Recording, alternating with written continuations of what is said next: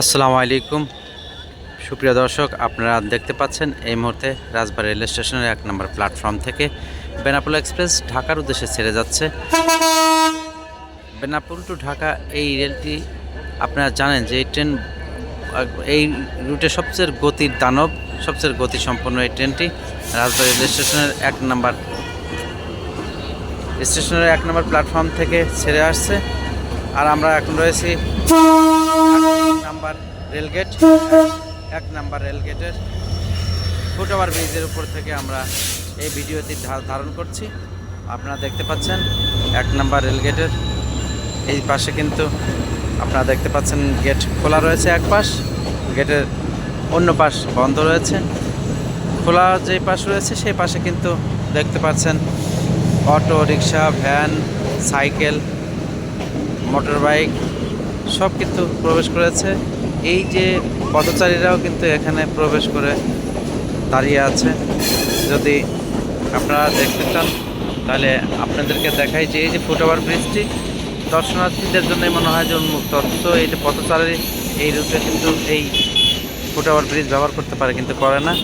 আর এই ট্রেনটি পাস হয়ে যাওয়ার সঙ্গে সঙ্গে গেটে প্রচুর পরিমাণে এই যে সমস্ত পথচারী, অটো, রিক্সা, ভ্যান, অন্যান্য পরিবহন একেবারে জ্যাম হয়ে থাকে। আসলে কিন্তু তারা ইচ্ছা করলেই পারে যে এই ফুটওভার ব্রিজটি ব্যবহার করতে।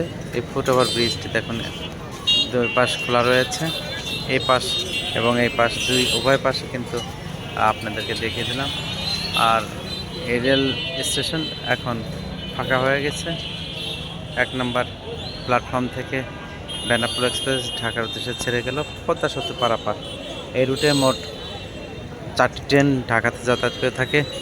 Benapole express, Madhumati express, Sundarban express এবং নকশিকাতা কমিউটার ট্রেন। এই মোট ৪টি ট্রেন কিন্তু ঢাকাতে এই রাজবাড়ির রেল স্টেশন ভায়া হয়ে পদ্মা সেতু পারাপার হয়ে কিন্তু ঢাকাতে কমলাপুরে যেয়ে থাকে।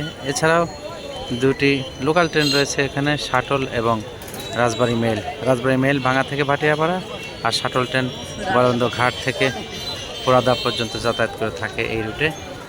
আর আপনারা দেখতে পাচ্ছেন এই মুহূর্তে রাজবাড়ী শহরের প্রবেশদ্বার খ্যাত এই ১ নম্বর রেলগেট এখন এই অবস্থা। আজকে যেহেতু শুক্রবার, সময়